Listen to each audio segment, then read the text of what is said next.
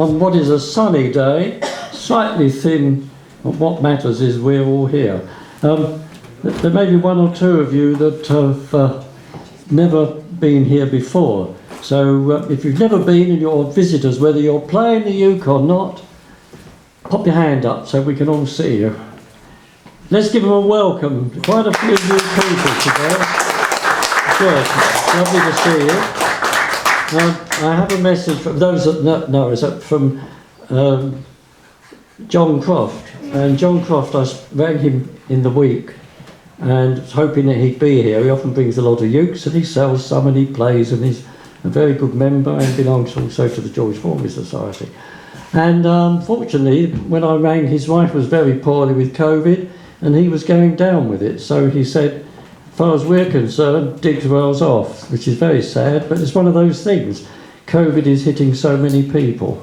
And he sends his best wishes and says that he hopes that we all have a happy day together. Hopefully we will. And those of you that have just popped your hands up, have already, quite a number of you have popped your hands up and said you knew.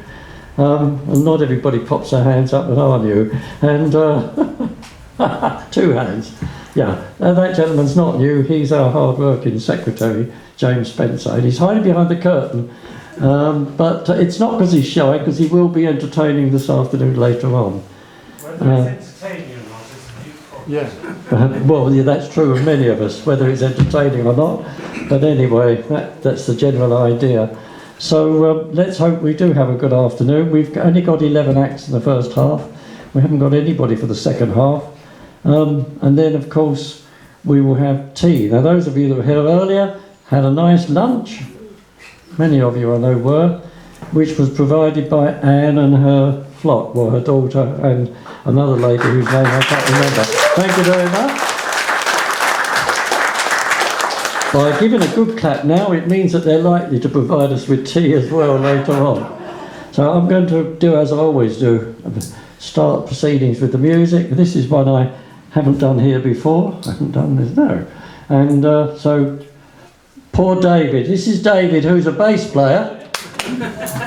And I think he's number 3 on the list. We meant to have had Rumpole from Norwich, but he couldn't get diesel for his vehicle. So he couldn't travel down. So Malcolm tried somebody else without success.